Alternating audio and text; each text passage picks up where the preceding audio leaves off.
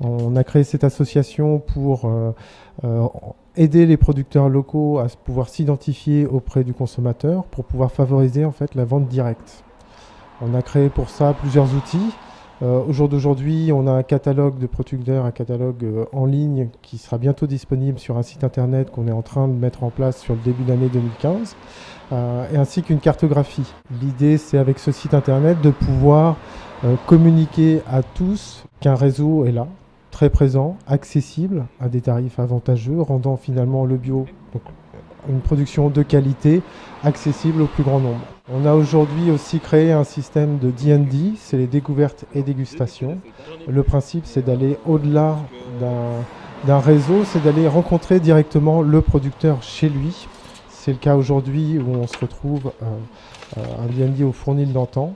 L'idée, c'est de pouvoir, le temps d'une après-midi, rencontrer directement un producteur, connaître et découvrir un savoir-faire en direct, pouvoir tout simplement aussi trouver le lieu de manière plus simple, goûter les produits, d'où la découverte et dégustation, voire même de repartir avec les produits. Dans la boulangerie, on fait du pain sur four à bois et sur le vin naturel, donc on trouve tous les vieux pains, de l'épeau, du petit épeautre, du pain de campagne qui est moulu sur meule de pierre.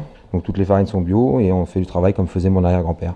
Et après on fait aussi un petit peu de pâtisserie. Aujourd'hui on fait de la galette cuite sur four à bois, voilà, comme on faisait à l'ancienne. Aujourd'hui on fait les galettes devant les clients. Et donc surtout on fait quelque chose de plus convivial et donc on explique aux gens comment notre manière de travailler vu qu'on est un petit peu différent des autres boulangeries.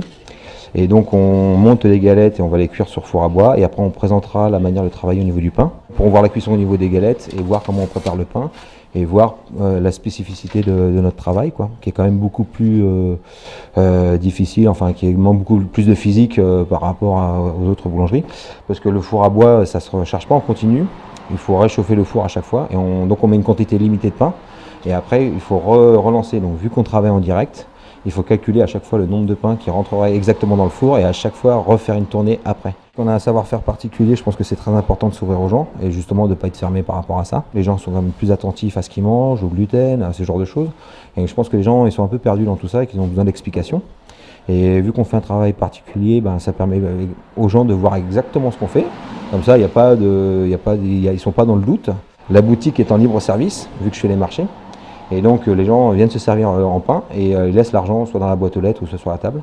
Donc c'est pour ça qu'il y a un côté confiance, un côté un peu familial dans le principe. Et donc ce qu'il y a, c'est de continuer tout ça. On n'est pas là juste pour leur vendre du pain et leur prendre de l'argent. On est aussi là pour leur expliquer qu'on a un savoir-faire ancestral, qu'on maintient quand même ça parce que c'est notre travail et ça nous plaît. Et puis en contrepartie, ils sont toujours à nous suivre et à venir chercher notre pain dans les coins reculés de la Normandie. À bientôt sur tv.tv.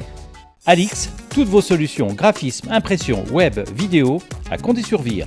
alixsolutions.fr